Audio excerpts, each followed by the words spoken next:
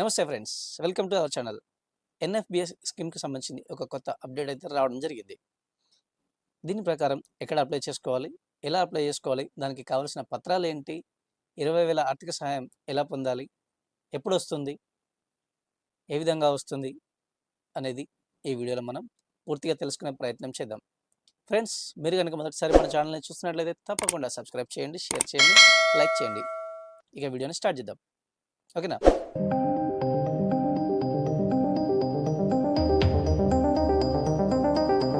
Friends, ఎన్ఎఫ్బిఎస్ scheme అంటే ఏంటి? National family benefit scheme. అర్హులైన కుటుంబాలకు ఒక్కసారి 20,000 ఆర్థిక సహాయాన్ని ఇవ్వడం జరుగుతుంది. దీనికి ఎవరు అర్హులు అంటే, కుటుంబంలోని ప్రధానంగా సంపాదించే వ్యక్తి మరణించి ఉండాలి. అతని వయసు 18 నుంచి 59 సంవత్సరాల మధ్య ఉండాలి. మరి ఎంత మొత్తం వస్తుంది?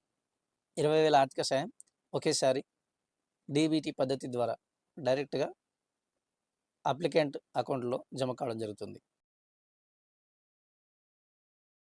అమౌంట్ ఎంత వస్తుంది అంటే, ఎన్ఎఫ్బిఎస్ మార్గదర్శకాల ప్రకారం సాధారణంగా ఒక్కసారి 20,000 అమౌంట్ అనేది రావడం జరుగుతుంది. అలాగే ఒక్కో రాష్ట్రంలో ఒక్కొక్క విధానం, ఒక్కో అమౌంట్ అనేది తేడాలు ఉంటాయి. ఫ్రెండ్స్, ఈ స్కీమ్కి సంబంధించి అప్లై చేసుకోవడానికి కావాల్సిన పత్రాలు ఏంటి అనేది ఒకసారి చూద్దాం.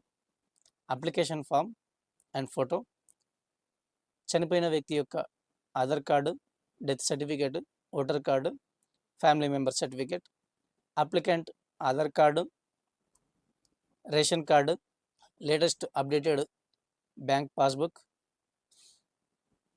అలాగే income certificate, family member certificate, అలాగే ఎన్ఓసి సర్టిఫికేట్. మరి ఎన్ఓసి అంటే ఏంటి? ఎన్ఓసి అంటే నో ఆబ్జెక్షన్ సర్టిఫికేట్. దీన్ని ఎవరు ఇష్యూ చేస్తారు అంటే, సంబంధిత మండలాలలోని సెర్ప్ ఏపీఎం గారు వీటిని వెరిఫై చేసి ఎన్ఓసిని ఇవ్వడం జరుగుతుంది. ఇది ఎలా అప్లై చేసుకోవాలి?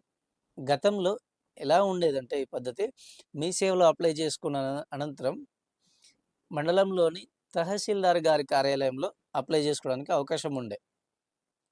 ఇప్పుడు ఆ పద్ధతి అనేది మారింది. అంటే ఎలా అప్లై చేసుకోవాలి, మరి ఆ కొత్త పద్ధతి ఏంటి, ఎక్కడ అప్లై చేసుకోవాలి అనేది ఇప్పుడు మళ్ళీ ఒకసారి చెప్తాను.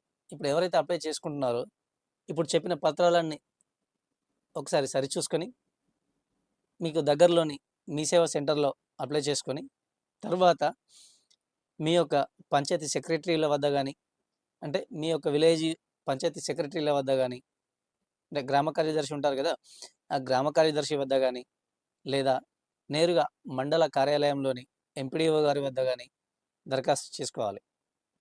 దానిని ఎంపీడీఓ గారు వాటిని వెరిఫై చేసి, పత్రాలు అన్నీ కరెక్ట్గా ఉన్నాయా లేదా ఒకసారి చూసి వెరిఫికేషన్ చేసి, అన్ని డీటెయిల్స్ కరెక్ట్గా ఉన్నాయో లేదో చెక్ చేసిన తర్వాత వాటిని సంబంధిత జిల్లా కార్యాలయానికి పంపిస్తారు. ఓకేనా? అంటే ఫర్దర్ స్టెప్ కోసం జిల్లా కార్యాలయానికి అయితే పంపించడం జరుగుతుంది.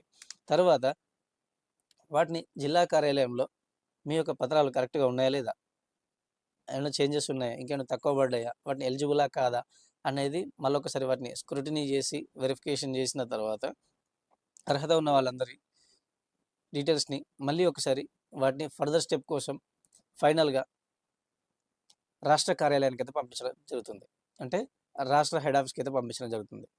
రాష్ట్రంలోని మళ్ళీ ఫైనల్గా మరొకసారి చెక్ చేసిన అనంతరం వాటిని డీబీటీ పద్ధతి ద్వారా, అంటే డైరెక్ట్ బెనిఫిట్ ట్రాన్స్ఫర్ పద్ధతి ద్వారా అప్లికెంట్ ఏదైతే బ్యాంక్ అకౌంట్ ఇవ్వడం జరుగుతుందో ఆ బ్యాంక్ అకౌంట్లో, అప్లికెంట్ యొక్క బ్యాంక్ అకౌంట్లో అమౌంట్ అనేది ఒకేసారి జమ కావడం జరుగుతుంది. ఓకేనా? అంటే దీంట్లో కొత్త అప్డేట్ ఏంటంటే, గతంలో మీరు మీ సేవలో అప్లై చేసుకున్న అనంతరం వాటిని మండలంలోని తహసీల్దార్ గారి కార్యాలయంలో ఇవ్వాల్సి ఉండే.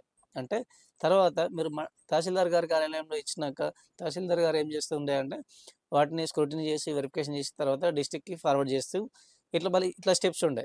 ఇప్పుడు సేమ్ మండలంలోని ఆ తహసీల్దార్ గారి కార్యాలయానికి, అంటే తహసీల్దార్ గారులకు నుంచి వాటిని మండలంలోని ఎంపీడీఓ గారులకు వాటిని బదిలీ చేస్తూ ఆ బాధ్యతలను ఎంపీడీఓ గారులకైతే ఇవ్వడం జరిగింది. ఓకేనా? ఈ వీడియో కనుక మీకు నచ్చినట్లయితే మన ఛానల్ని తప్పకుండా సబ్స్క్రైబ్ చేయండి, షేర్ చేయండి, లైక్ చేయండి. అలాగే మీ అభిప్రాయాన్ని కామెంట్ రూపంలో తప్పకుండా తెలియజేయండి. ఓకేనా? Right. Signing off. Thank you. Bye.